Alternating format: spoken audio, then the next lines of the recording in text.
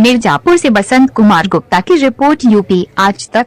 मिर्जापुर 19 अप्रैल 25 सदर तहसील में संपूर्ण समाधान दिवस का आयोजन। मिर्जापुर महीने के तीसरे शनिवार को जिले के सभी तहसीलों में संपूर्ण समाधान दिवस का आयोजन किया गया। इसी क्रम में सदर तहसील में एडीएम वित्त राजस्व शिव प्रताप शुक्ला की अध्यक्षता में एवं एसपी सिटी नितेश सिंह द्वारा पुलिस से संबंधित मामले की सुनवाई की गई। इसी के साथ उप जिलाधिकारी गुलाब चंद्र, सीओ सदर अमर बहादुर, तहसीलदार तरुण कुमार सिंह ने भी जन सुनवाई की।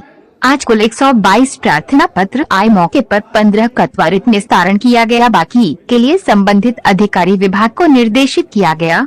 इस दौरान डीडीओ 96 पंडरी कोन सिटी, एसडीओ विद्युत, नायब तहसीलदार सीपी सागर, सुरेंद्र प्रताप सिंह, सभी एडीओ पंचायत, सभी एडीओ एजी, ईओ नगर पालिका, ईओ कचवा आदि उपस्थित रहे।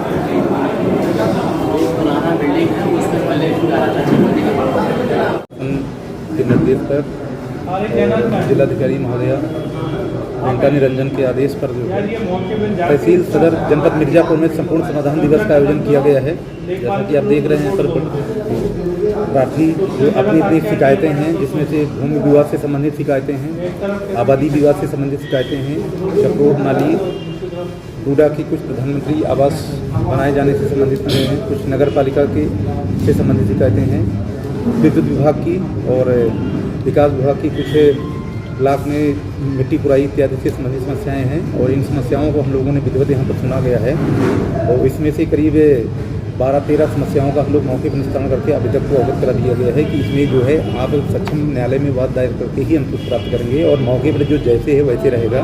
क्योंकि आबादी वाले डिस्प्यूट में अगर वहाँ पर एक पक्ष है, दोनों पक्ष भी विवाद है, एक पक्ष निर्माण करेगा तो दूसरा विवाद। इस संबंध में जो माननीय सिविल न्यायालय का आदेश होगा वो सर्वोपरि होकर मौके पर यथास्थिति रहेगी।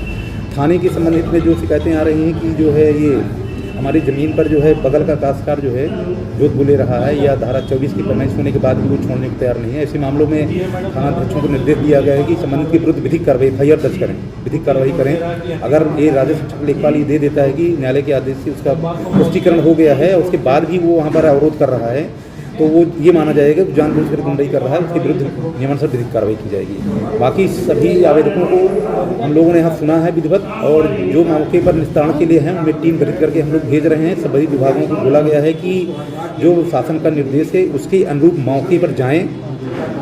अगर उसमें से कोई और पक्ष इन्वॉल्व हैं तो उन पक्षों को बुलाएँ और स्पॉट मेमो तैयार करें और उनकी बाकायदा विधिवत सुनवाई करें और जो सही चीज़ है वो करें।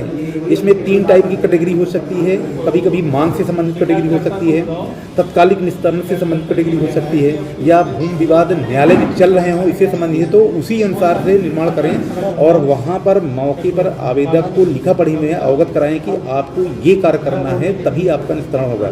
सक्षम न्यायालय में यदि कोई बात जुडिस है, प्रीजुडिस है तो वहाँ पर आप कोई निर्णय नहीं दे पाएंगे। जब न्यायालय निर्णय देगा तभी आप काम करें, वहाँ पर अनावश्यक आप अवरोध न करें ताकि शांति व्यवस्था बनी रहे और शासन की मंशा का अनुपालन हो। अगर न्यायालय में चल रहा कोई मामला लंबित है और 2 पक्ष आपस में लड़ रहे हैं, जमीन मेरी है, जमीन उस भूमि पर जो अभी फसल तैयार है उसका क्या होगा? इसके लिए सर विधिक सिद्धांत है कि फसल खेत का विवाद होने से पहले भी खेत किसी के नाम रहा होगा, या तो उसने बैनामा दूसरा पक्ष करा लिया होगा या तीसरे पक्ष के नाम वसीयत हो गई होगी।